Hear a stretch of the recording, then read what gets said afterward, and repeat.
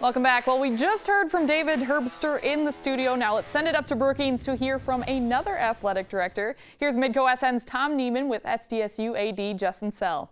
All right, Justin, here we are at beautiful Frost Arena, and people wonder, what are the renovations in the future coming for Frost Arena, practice courts, things like that? What's on the agenda coming up for fixing up Frost Arena?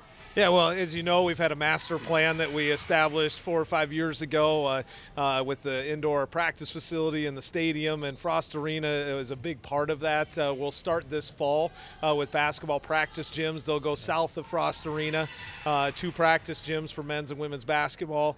We've got a phase that incorporates a wrestling component with 3 mat practice facility, locker room, team room, and offices, and then certainly the renovation of Frost Arena itself for our fans, and to be able to add some of those amenities that we're lacking here with the building being the age it is. And so we're right in the process of trying to raise money to get all of those phases done. Okay, and then you start doing that, and parking lots have to start moving around and things like that. And if you go to Dana J. Dykehouse Stadium and you look out at the old football practice field, what's going on there? That's being dug up right now.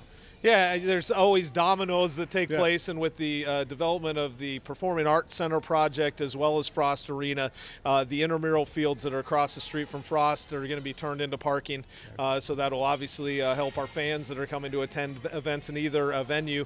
And then we're moving those intramural fields with the potential of some future athletic development, potentially soccer, moving soccer back on campus to that place. That might take a few years to get done, but trying to turn that into some green space to replace the ones that are being gone for parking. All right, always something good going on as far as facilities. Let's talk about the Summit League, the home of South Dakota State, and it's been a good home, I think, in my opinion at least. And does the Summit League still serve the purpose that it's supposed to for South Dakota State? Absolutely. We're really excited about the Summit League, excited about the members and our member schools that we share the fields of competition with. All the schools do really well academically, and that's a priority to them. But I think if you look at the growth and you look at the numbers in terms of making NCAA tournaments in men's and women's basketball, the growth of all of our sports and how we stack up against other conferences across America, we've certainly made continued growth and progress. And what gets me really excited when you bring in UND and you add that to the mix, you look at the next 4 or 5 years, and I think our best years are sitting right in front of us. All right. There's always this fear in the fan base of maybe Denver going away and Omaha going away and IUPUI went away, some of those teams on the edges of the conference going away. Is that a legitimate concern in the next couple of years? I don't think so. You know, from my perspective, the member schools we have that are with us today are very strong in their commitment.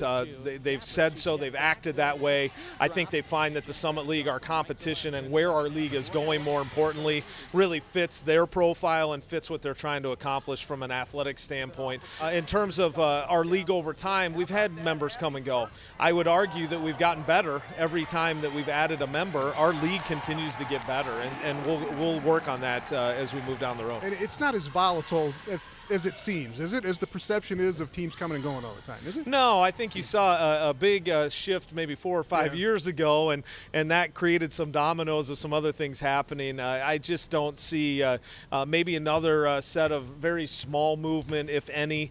Most of them are related to geography and being sensitive to budgets, and I think other than that, it's certainly not like the world's on fire in that regard, or that we have to overreact. I think you always want to control what you can control, and that's being the best team for us or department that we can be in combination with being the best league that we can be. That's what attracts good members. All right.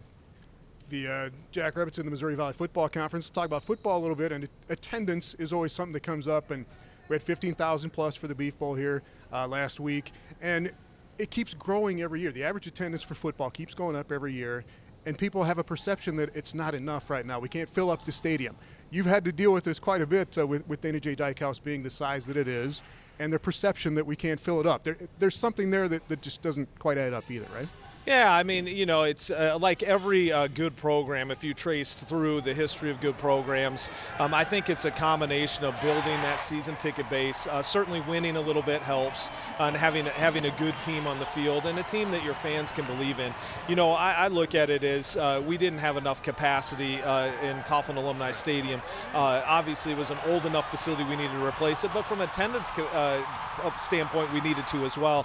And you build things for the future. You build it to grow into, and we are continuing to grow. I think the first two crowds that we've had have been outstanding. Students, we had over 4,200 students show up, which was an all-time record for the first game. We already have our first sellout here with the Dakota Marker game in November. We're really excited about that. We're getting really close to selling out homecoming right now, and so we may have a couple or three sellouts this fall, and so as you look at that progress and growth in attendance, we feel really good about it. Very appreciative of our fans' support, and you know, it's become a great home venue for us.